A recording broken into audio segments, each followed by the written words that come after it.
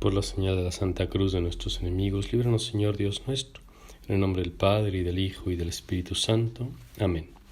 Señor mío y Dios mío, creo firmemente que estás aquí, que me ves, que me oyes. Te adoro con profunda reverencia. Te pido perdón de mis pecados y gracia para hacer con fruto este rato de oración.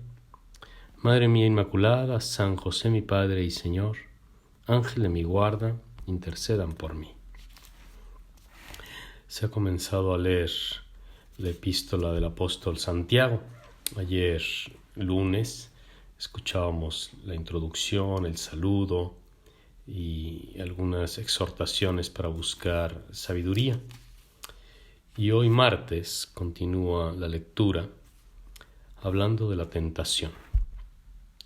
Dichoso el hombre que sufre la tentación, porque después de ello recibirá un premio. La palabra tentación que utiliza el apóstol Santiago en su vocablo griego significa algo así como probar, tentar, para saber si algo resiste o aguanta, como quien tienta, por ejemplo, un metal para ver si no se dobla, o quien palpa una fruta para saber si ya está madura, en ese sentido de como tocar, ¿no? Pero también de poner a prueba o de experimentar. Y así el apóstol Santiago explica que no es Dios el que tienta, porque Dios no puede ser tentado por el mal. Aquí la palabra tentación está utilizada como una especie de prueba para obligarte a caer o para hacerte caer. Y ese es más o menos el sentido que le damos en el cristianismo. Y de hecho, pues prácticamente esto empalma con la Cuaresma que estamos a punto de comenzar y con las tentaciones de Jesús que se leerán o que se escucharán el primer domingo de Cuaresma como cada año. Lo que es interesante de esta lectura de Santiago, de este pasaje, es cuando dice que no es Dios el que nos tienta, sino más bien que cuando alguno es tentado es su propia concupiscencia. El Catecismo de la Iglesia Católica explica el sentido etimológico de la palabra. Dice que la concupiscencia puede designar toda forma vehemente de deseo humano, un movimiento impetuoso de deseo, de búsqueda, como de apetito. Y luego aclara el catecismo: la teología cristiana le ha dado el sentido particular de un movimiento del apetito sensible que contraría la obra de la razón humana.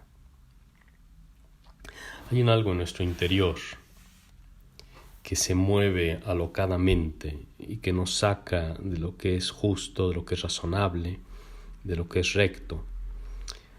A esos ímpetus, a esos movimientos desordenados, es a lo que llamamos concupiscencia. Y Santiago, en la epístola que leemos, utiliza esta expresión. La concupiscencia arrastra y seduce, que son dos palabras para indicar esta especie de tumulto, de torbellino, de viento huracanado que te zarandea. San Pablo hablará de la carne, una lucha de la carne contra el espíritu. El origen de este movimiento desordenado, la teología católica, la revelación, la palabra divina, nos dice que está en el pecado original, en el primer pecado. La desobediencia del primer pecado nos dejó abandonados a nuestras propias fuerzas. A falta de la luz divina, de la gracia de Dios, el hombre va como a tientas y responde a sus impulsos naturales, instintivos. Y esos impulsos lo jalonean, lo zarandean, y hace falta un esfuerzo de la voluntad y de la inteligencia para no dejarse gobernar por esos impulsos. El catecismo sigue explicando que la concupiscencia desordena las facultades morales del hombre. Y luego hace una aclaración preciosa. esa concupiscencia, sin ser una falta en sí misma, le inclina a cometer pecados. Sentir apetitos, sentir deseos, incluso los más locos que te puedan pasar por la cabeza y que también los percibes en el cuerpo, ¿no? Como cuando te airas o como cuando te pasa por la cabeza asesinar a tu jefe o ponerle una trampa mortal a una persona que te ha humillado, y que todo eso te agita interiormente y te palpita más fuerte el corazón y empiezas a sudar o lo que sea, todo eso que se siente en el cuerpo. Esos son como movimientos impetuosos que llamamos de la concupiscencia. Sentirlos en sí mismo no es pecado. En cambio, lo que sí es pecado es darle rienda suelta. Santiago, en el pasaje que hemos leído hoy, lo explica con esta secuencia. Cuando alguno es tentado, la concupiscencia te arrastra y te seduce. Luego, la concupiscencia concibe y da a luz el pecado. Y el pecado, cuando madura, engendra la muerte. El pecado viene después, como resultado de una concupiscencia que concibe y da a luz. Antes de que conciba y dé a luz, es cuando hay que cortar la tentación. No hay que echarle la culpa a Dios.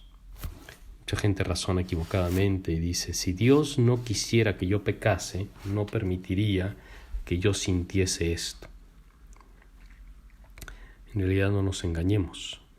Dios nos ha dejado la libertad y el apóstol San Pablo en otro pasaje explicará con claridad que jamás Dios nos va a abandonar y que no permitirá que seamos tentados por encima de nuestras fuerzas.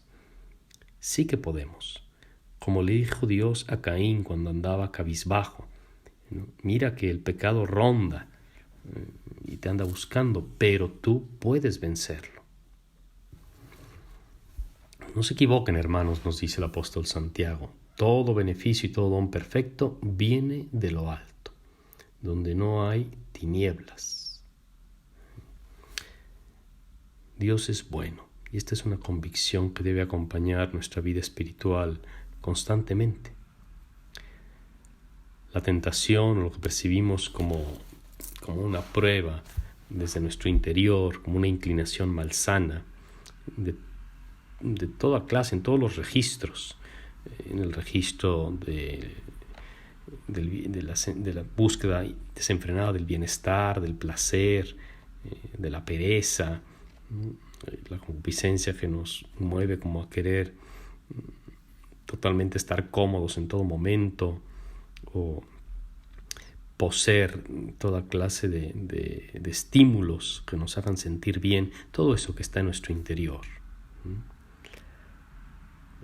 Se mueve como por su cuenta, porque el sistema nervioso, por decirlo así, tiene su propia naturaleza y reacciona a su manera, pero nosotros no somos animalitos. Tenemos un alma racional, un alma que Dios ha creado y un alma que está llamada a la vida eterna.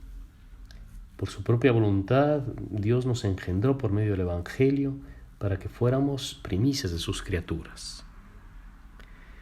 El tener que soportar este desorden interior, esta lucha que es como una herencia del pecado y que de alguna manera nos confirma que el pecado existe, que ha dejado una huella en nosotros, forma parte de la experiencia del combate espiritual.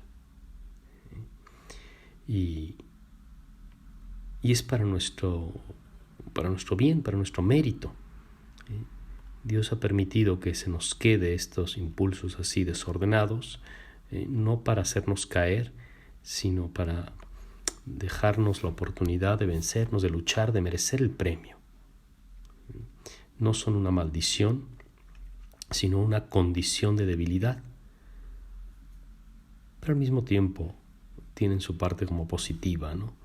Nos humillan y sabemos bien que el que se humilla será ensalzado. Y así es necesario una purificación del corazón, porque porque dentro del corazón salen cosas malas. Y la lucha contra la concupiscencia de la carne pasa por la purificación del corazón. Hemos de, constantemente instruidos por la palabra divina, tomar las riendas de nuestros propios impulsos y no dejar que sean estos los que nos gobiernen, sino que encauzarlos y enderezarlos hacia el verdadero bien moral, hacia el amor a Dios sobre todas las cosas y el amor al prójimo como a nosotros mismos. Te doy gracias, Dios mío, por los buenos propósitos, afectos e inspiraciones que me has comunicado en este rato de oración. Te pido ayuda para ponerlos por obra. Madre mía Inmaculada, San José mi Padre y Señor, Ángel de mi guarda, intercedan por mí.